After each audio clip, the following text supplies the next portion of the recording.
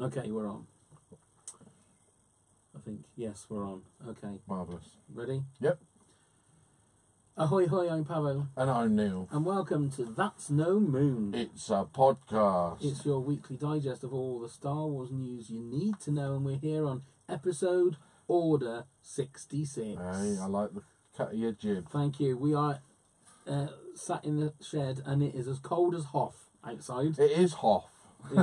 It's we haven't quite had the snow yet, but it's a coming. It's a coming. You got your tauntauns ready, and yeah, you can tell by the way I walk. I've got my tauntauns ready. and your wumpers out. My wumpers are right. Yeah, Good. the tauntauns are there, and I'm ready to enjoy the white stuff. We'll take it with you to work in case you can't get back. Well, that's true. No, I've got a couple of days off now. Oh, yeah, just in time. Just in time. Anyway, let's go over to a little bit of news. So there is some updates to come from what we spoke about last week. But first off, when J.J. Abrams said he was taking a deep dive into the Star Wars Episode 9 shortly, while speaking at the launch of the Cloverfield Paradox on Netflix. Have you seen that yet? no. No, okay. Trying to make sure that people don't tell me what happens in it. Although the reviews haven't been good. They haven't been good, but JJ's been out promoting it well, hasn't he? And strongly. He wasn't mucking around because 12 days after that statement, Episode 9's script is now fully complete. Yep. Yep. What's the yep for?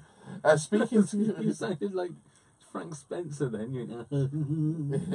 Speaking to Stephen Colbert on The Late Show, the host asked JJ if he could tell him anything and the audience about Episode 9. Of course, JJ kept everything to his chest, but that he did say the script is finished and that filming will begin in July.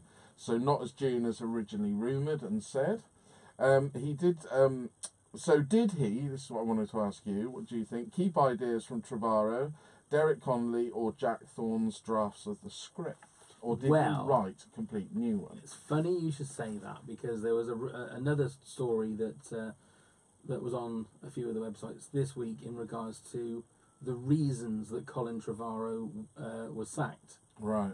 There was obviously a dispute, if you want to say, what's the word? Creative differences between him and Kathleen Kennedy. Basically, how much of this is truth and how much of this is people making things up is, only Kathleen Kennedy and Colin Trevorrow are going to be able to say the truth, yeah. But the story goes that Colin Trevorrow wanted Luke Skywalker to survive Episode 8. Yeah. Because the story of Episode 9 was going to really concentrate on Luke and Leia. Right. And Leia's force powers becoming more to the fore, and Luke being more of a force, if you excuse the pun. Yeah. A fighting force. More powerful. Yeah. And I think kicking more ass in Episode 9 than obviously he did in Episode 8, if you like. He did kick a bit of ass, but people can argue whether that was actually him or it's a manifestation of his form doing it, if you like. Well, still pretty powerful, though. Still pretty powerful, but the main crux of Episode 9 in Colin Trevorrow's eyes was going to be Luke and Leia. And obviously with the fact that Luke, spoilers, if you haven't seen, well, I don't say what spoilers for, he doesn't survive in his human form, if you like, in Episode 8. That sort of put a kibosh on everything that he'd been working on. So that's what his script was about. They had an argument, disagreement, if you like, and then Colin Trevorrow was let go. Right. So, how much of that script is going to be in JJ's? Yeah. I would pretty much say that they would have to nix the whole lot. The whole lot's going to have to go. Well, that's what I mean, because that, what was his name? Jack Thorne, wasn't it? Who came on the British ride. So did he come on when Trevorrow was still on board? I think so, yeah. Because he came on to do a complete rewrite, didn't he? Yeah. So, I mean, obviously I'm assuming they've had to course correct a little bit because of Carrie Fisher's death. Yeah. And then, so whether or not he was brought on, that Jack Thorne was brought on after Carrie Fisher's death to rewrite that element, I don't know. I mean, just speaking about that with Carrie Fisher's death, obviously they weren't going to change Episode 8. and we've sort of ummed and ahed and had jokes and a little bit of this. Genuinely, how would you approach that? How would you do it? If it was you that was the filmmaker and you that was the one who were, you know, you're in JJ's shoes now, you've got to now address this. You can't just suddenly say, oh, she's on holiday over at wherever. You need to actually, it's got to be quite creative into the script. Well, this is the problem. I mean, especially now they've come out and said they're not CGI. Well, see, now they said that for episode 8, didn't they? I don't think they have officially said that for episode 9.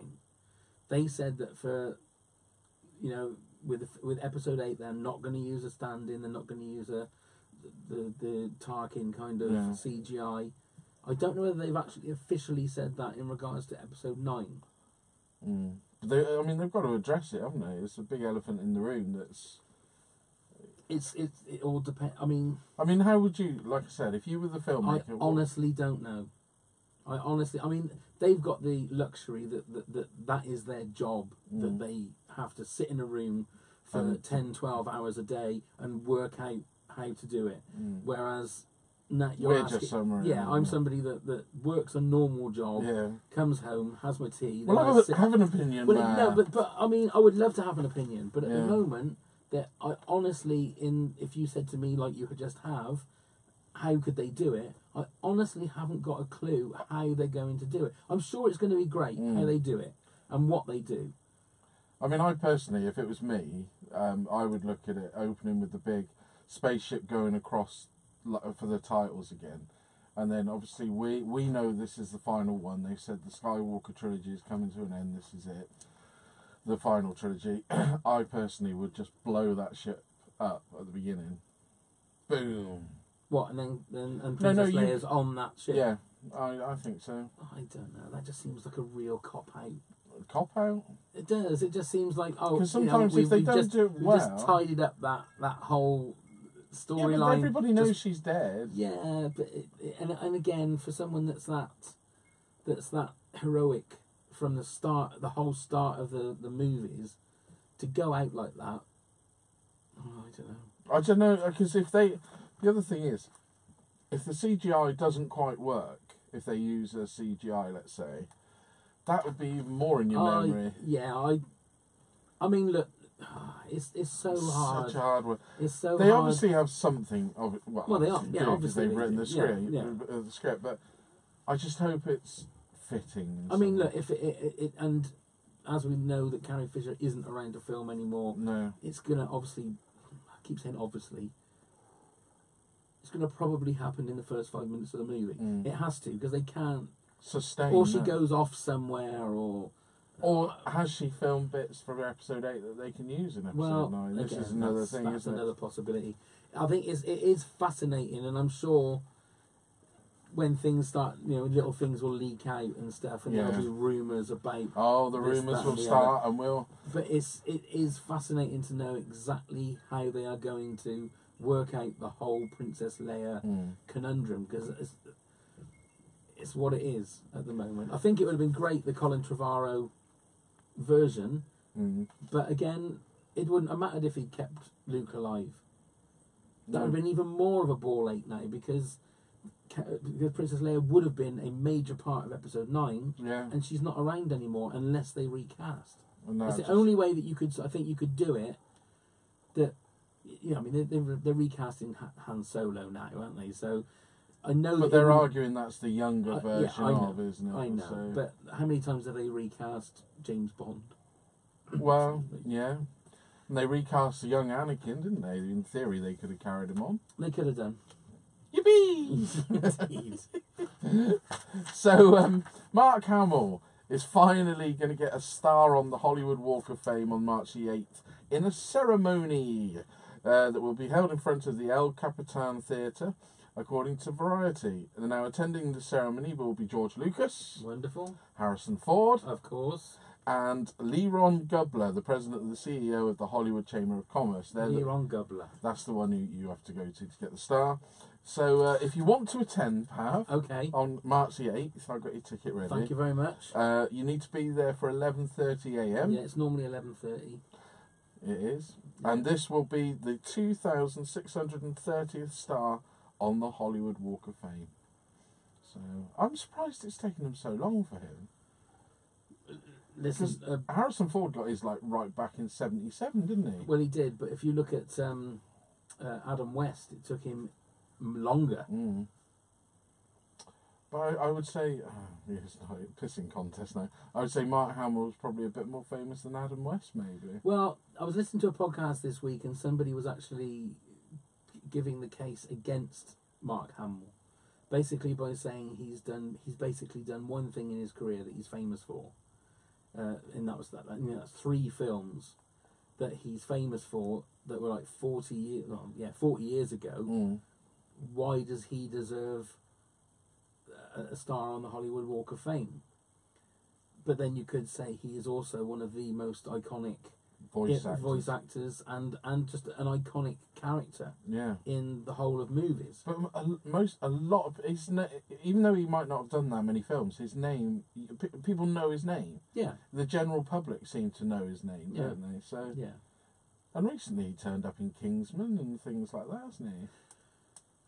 Well, not for very long. But when you look at some of the names, I mean, we've been very lucky that we've walked down the Hollywood, and you've got people like Vidal Sassoon and Mickey Mouse, and Donald Trump that have already got stars on the Hollywood Walk of Fame. So people I know we're biased because we're Star Wars fans, so we're thinking, well, of course. I mean, Carrie Fisher, I think, has already got one as well. She has, yeah, I think he deserves one. He absolutely deserves one, and it's nice to be able to get one. Yeah, no. You know, especially with Harrison Ford turning up for absolutely. it. He's not the sort of fella now that I think would do many of those sort of engagements. I bet he's never done one before, has he? Only his own. Yeah, probably, yeah. No, I think he went to Carrie Fisher's as well. It's probably something still in his contract, isn't it? Were you there for that week? Yeah, of course I was. Well, no, because I'm sure that they're friends. They're probably not best mates, but if you've got George Lucas going there, I mean, I think it's a nice touch that George Lucas is going to be there because he doesn't have to be there, does he? No, not at all. Not at all. Not now when he's rolling and bathing and all that dollar. All that sweet, sweet dollar. Right, so last week we did have a discussion about the holiday resorts and Disney's holiday resorts. Now, after we spoke about that a couple of days after, at D23, they spoke more in depth about the Disney hotels.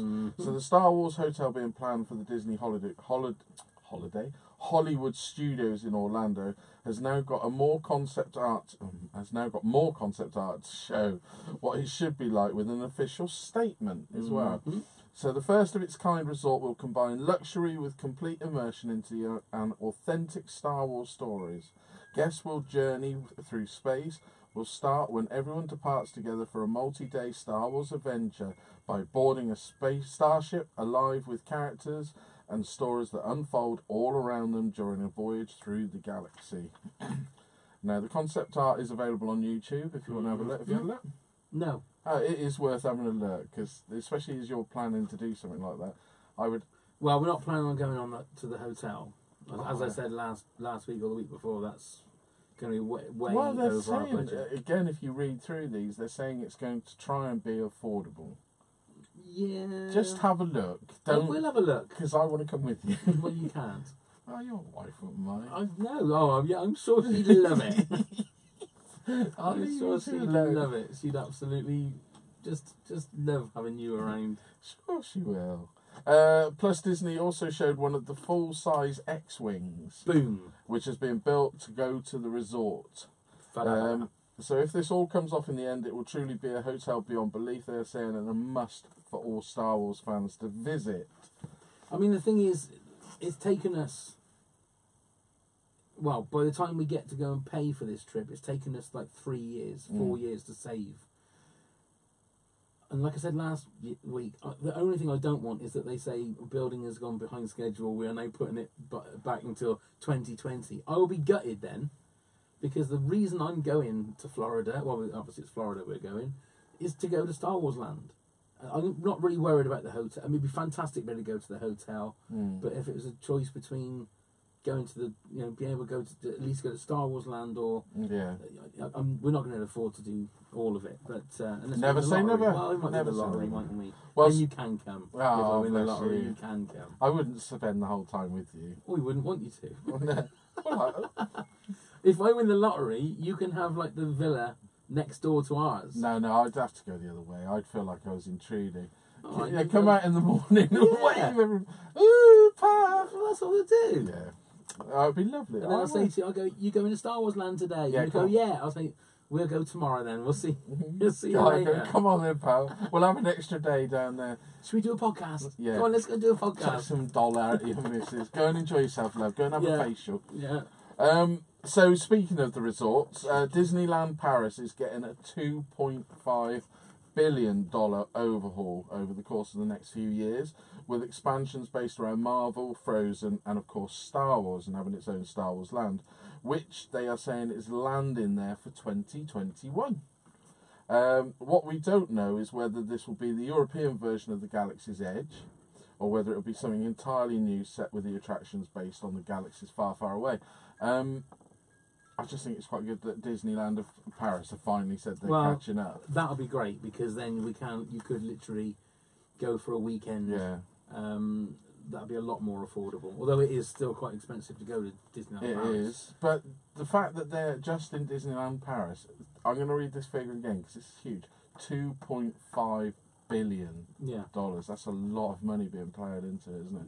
Yeah, but then if you think that I that's know probably they're going to get. Yeah, that's how much money they've made more than that out of just the first two new Star Wars. Yeah, three new Star Wars absolutely, films. and they'll make the money back on the thing alone. But that shows what sort of they're pushing. It's crazy. Into it. It is crazy.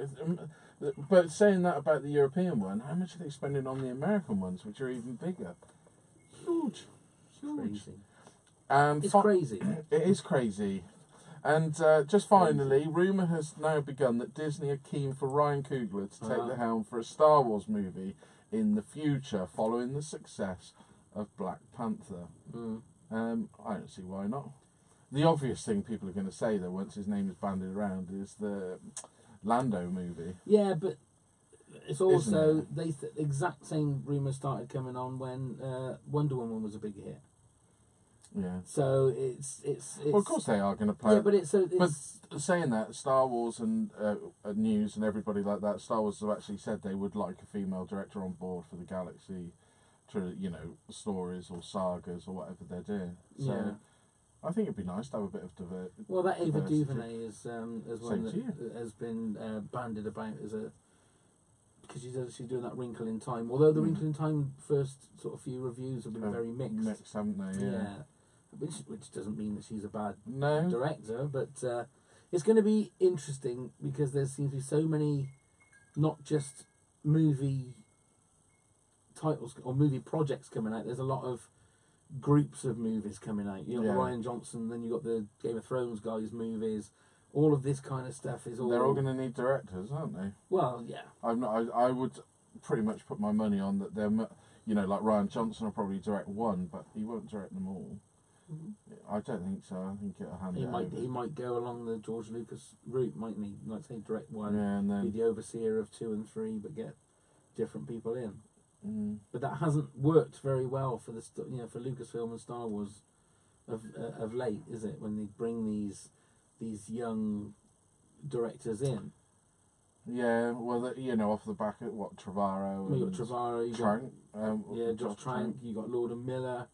It's worked less than it's worked more. If that makes sense. Yeah. No, I know what you mean. So yeah, it's Well, if there was a director you could want to see direct a film. Yeah. Like Tarantino has come out recently and said he wants to do a Star Trek movie.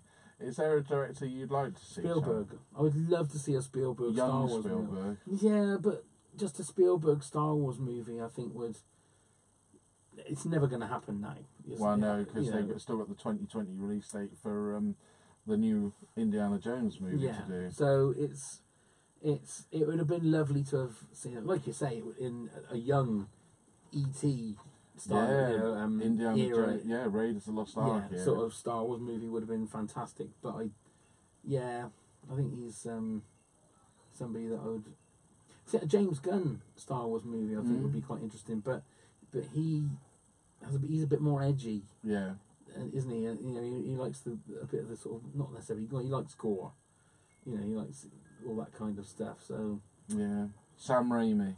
Sam, yeah, he'd be somebody that would be along the same sort of lines as Josh Trank and Lord and Miller. I think he'd be signed on, and then once they got to work, yeah. But he's a director that hasn't done a film in a long time, has he? Not since that Oz movie. No. Apart from directing a few of those. What was that about the Alvita's Impact? Yeah, that's the one. That's a topical reference for everyone watching. Funnily enough, I was watching Top of the Pops 1985 the other night. What, Jimmy Nail's on Jimmy Nail. Was he really? Whatever happened to him? Love don't live here anymore. Whatever happened to him? Read an interview. He said he made enough money. He doesn't need to do it anymore. Really? Yeah. Because he had all that spender stuff and all yeah, that. well, he was in the movie Evita, wasn't he? Yeah. Well, but don't forget, he was in Morons from Outer Space. Which was quite funny, actually. It was quite funny, yeah. So, So, talking of like sagas then, just a quick question to you. I know we've spoken it before. Rumours are coming on about the standalone Star Wars movies. What one would you absolutely want to see them make then? Because we've spoken about what we would like to see in the future, but if the next one came up and you could have a choice. Are we talking about the fact that Kenobi is already on the docket? Yeah, that's already there, isn't it? That's already there. That's pretty much the next one. Does it? Yeah, and it depends. With a Star Wars standalone film, it doesn't. Do we have to keep doing standalone movies about the characters you've already seen? Well, then it'd be hard to work out Rogue what movie One you want to see. Is basically a story about a story that's referenced. Yeah, it's not about a character per se, is it? No, who's per se? Per se. Obi-Wan per se. It was his brother. I still would like to see a Boba Fett, but not a Boba Fett movie. Boba Fett as in a gang of, what are they? Not the mercenaries, wasn't it? Yeah, mercenaries. That kind of like a Wild Bunch kind of Magnificent Seven kind of movie. Yeah. I think would be really fun. And he is rumoured to be appearing in the Solo movie. I think he will. I think. And Obi-Wan. I think that movie is going to be about as much fan service as possible. It's going to be fan solo. Hey. We're here all week. Well, I thought about that today. Well, if you have any comments about any of the stories we've spoken about any of them, please do comment below. And when you do comment below, remember to press the like button. And come and subscribe to the podcast, because the podcast is the podcast. The podcast is free. And it's free, and it's so you can just listen to us and you don't have to look at our stupid faces. That's on me, man. And so come and subscribe. Go on Apple Podcasts and you can subscribe to the podcast. Please leave a rating and review. Review. And also, just let us know what you think about the podcast. We're here to listen to you. Well, we'd like contact. Anyway, don't we like contact?